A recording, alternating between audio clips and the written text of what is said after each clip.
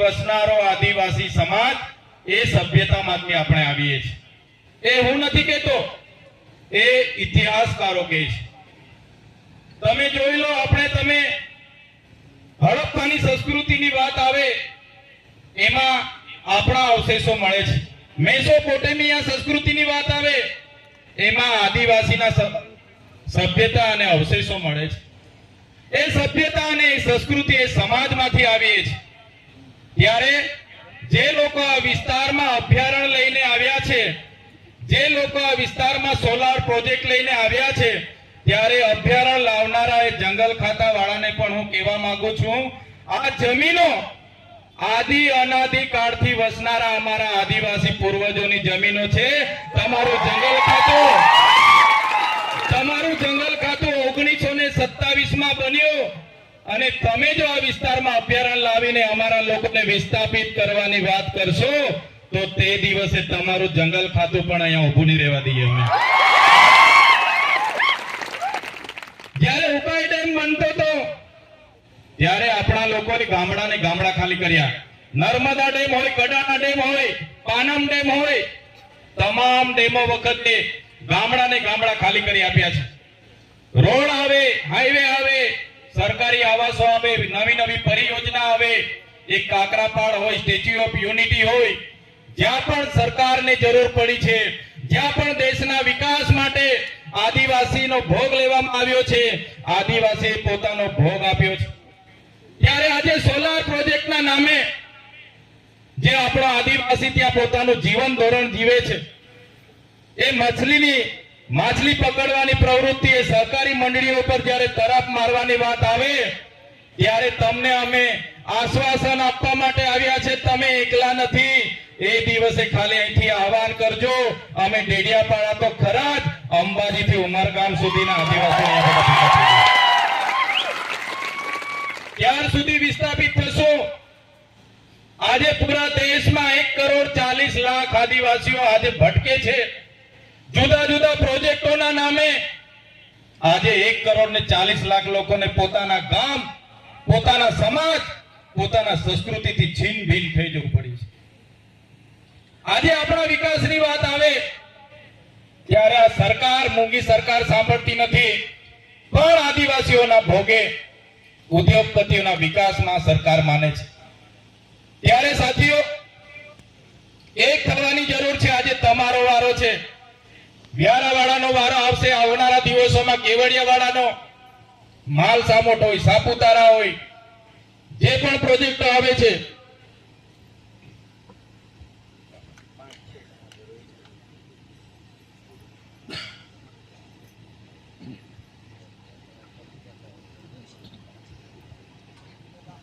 કહેવાનો મતલબ દેશમાં આજે આપણે 8% છે, ગુજરાતમાં આપણે આજે 15% છે. પણ આદિવાસી આજે ધર્મ સંપ્રદાય હોય, પાર્ટી હોય, સંગઠનો હોય, બધામાં વેચાયેલો છે. એક નથી થતો. ઘણીવાર એવું થાય છે કે આજે સોનગઢવાળાનો વારો છે,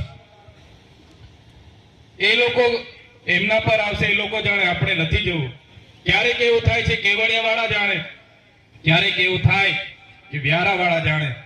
પણ આપણે સ્ટેચ્યુ ઓફ યુનિટી માટે જમીન સંપાદન થતી હોય, ઉકાઈ માટે લડવું હોય કે વ્યારાની હોસ્પિટલ માટે લડવું હોય, આપણે બધાએ એક થઈને લડવું પડશે. ત્યારે જ આ સરકારને આપણે અહીંથી ખદેડીને ગઈશું, નહીં તો આવનારા દિવસોમાં બિસ્તરા પોટલા લઈને મજૂરી માટે તૈયાર થઈ જવું પડશે. સાથીઓ, આજે બધા આગેવાનોએ લિસ્ટ બતાવ્યું. સાચી વાત છે.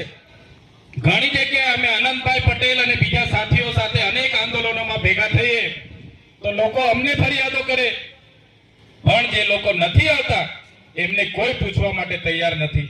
ત્યારે જે સ્થાનિક લોકો આપણા જાતિના સર્ટી પરથી ચૂંટાઈને જાય છે, આપણું પ્રતિનિધિત્વ કરવા માટે આપણે વિધાનસભા અને લોકસભામાં મોકલીએ છીએ, પણ આપણું પ્રતિનિધિત્વ કરવાને બદલે પાર્ટી વશ થઈને જાય છે. ત્યારે એવા લોકોને પણ ઓળખવાની જરૂર છે.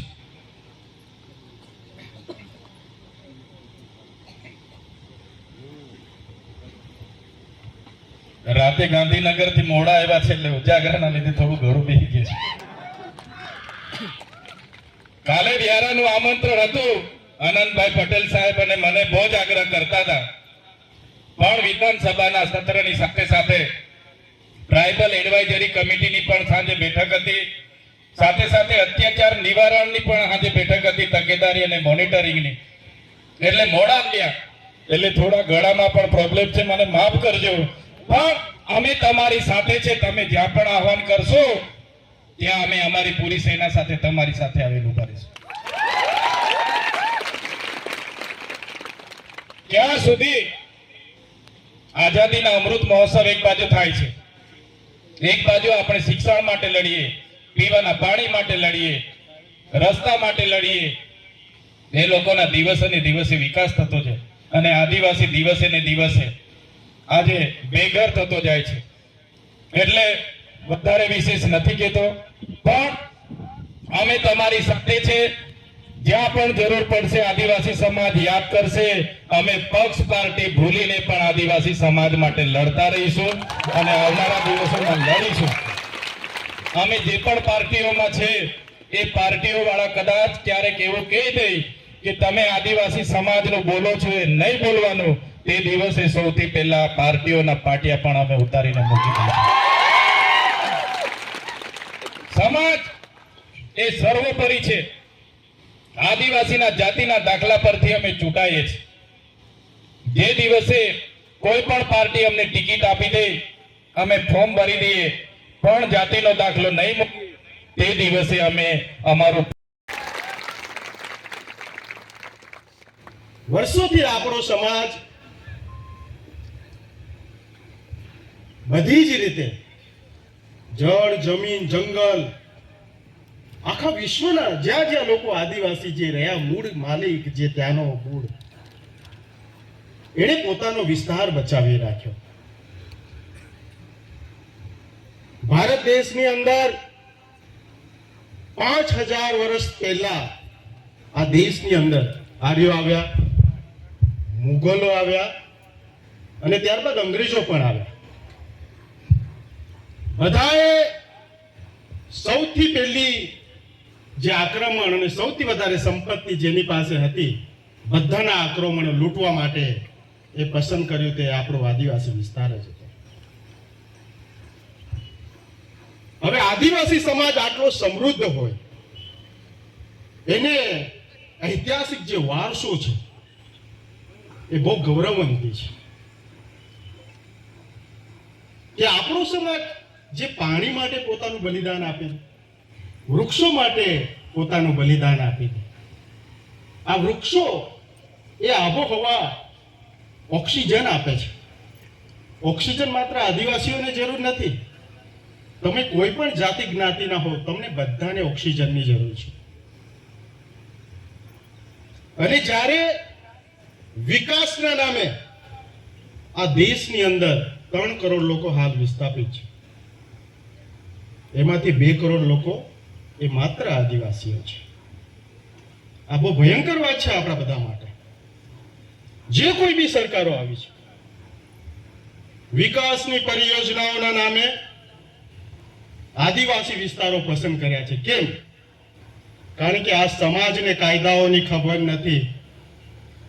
વાત કરીશું તો વિરોધ કરતા આવી જશે અને કોઈ કદાચ આમ તેમ ખોટી રીતે કઈ પોલીસ સાથે ઘર્ષણ થઈ જાય તો આદિવાસીઓ પર ખોટા કેસો કરીને એમને દબાવવા સહેલું છે એવું માનીને આ દેશની સરકારોએ આદિવાસી વિસ્તારોમાં વિકાસ પ્રોજેક્ટ લાવ્યા. સાચી વાત કે નહીં? આદિવાસી સમાજ એ તમામ આપણી જે એકતા હતી, બિરસા મુંડા લડી શક્યા અંગ્રેજો સામે, શું આપણે નથી લડી શકતા? લડી શકીએ છીએ આપણે. અરે એ તો અંગ્રેજો હતા કે જે માત્ર તમારો કોઈ કાયદા કાનૂન, તમારો કોઈ હક અધિકાર નહીં, તમે અવાજ ઉઠાવો એટલે સીધા ગોળી બહાર કરે, એવા કાયદાની સામે બિરસા મુંડા લડ્યા, તાંત્યા મામા લડ્યા. શું આપણી ફરજ નથી? હાલ તો આપણી પાસે ભારતીય બંધારણ છે, ભારતીય બંધારણની અંદર ડોક્ટર બાબા સાહેબ આંબેડકર, જયપાલસિંહ મુંડા જેવા મહાન વિદ્વાન લોકોએ આપણા માટે અનુસૂચિ 5 અને 6 ની વ્યવસ્થા કરી. આ વિસ્તારમાં એક પથરું પણ લેવું હોય ને એક નાનો, તો પણ એ સરકારોએ આદિવાસી લોકોની પરમિશન લેવી પડે એવા કાયદાઓ છે. અને આ વિસ્તારમાં આવીને જંગલ ખાતું એવું કહે છે કે આ જમીન તો અમારા જંગલ ખાતાની છે. તારા બાપને પૂછ, 7 બાપમાં બતાવ, તારા બાપની જગ્યા આ અમારા આદિવાસીઓની જગ્યા છે કે છે આ તો સરકારી પડતર જગ્યા છે, એટલે એ તો સરકારની કહેવાય. એ તમારા સરકારના બાપની જગ્યા અહીંયા લખ્યું છે, અમારા ગ્રામ સભાનું નામ લખ્યું છે. તમારા સરકારના નામે લખો હોય તો બતાવો. આટલા બધા અધિકાર આપણી પાસે છે, આટલા બધા નિયમ આપણી પાસે છે.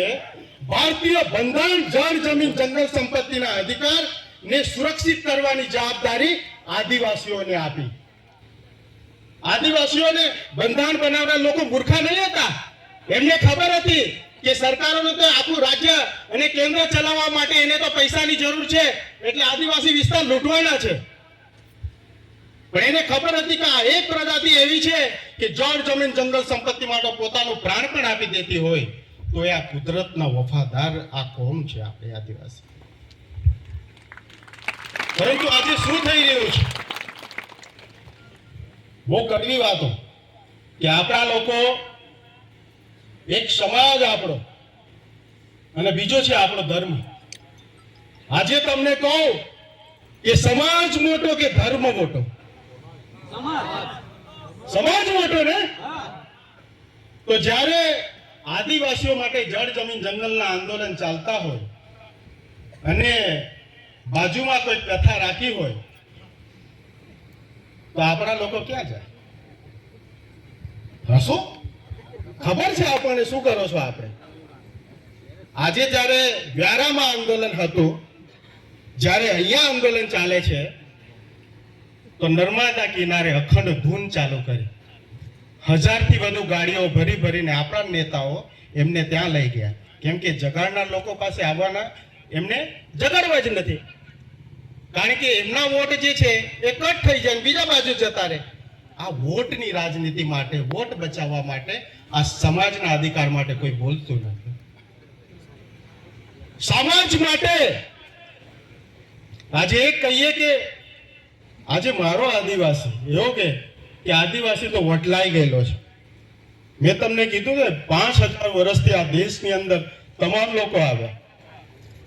એટલા હિન્દુ લોકોએ આદિવાસીઓને હિન્દુ બનાવ્યા, આર્ય લોકોથી. ક્રિશ્ચન સમાજ આવ્યો, એમને આદિવાસીઓને ક્રિશ્ચન બનાવ્યા. મહેમદ બેગડા વખતે આદિવાસીઓ મુસ્લિમ પણ બન્યા. તો આદિવાસીઓને કોને વટલાવ્યા? કોઈ કથાકાર તમને એવું કહેશે કે કોણ કોને વટલાવે છે? કોઈ નહીં કે. આજે કોઈ કથાકાર આવીને એવું કહે છે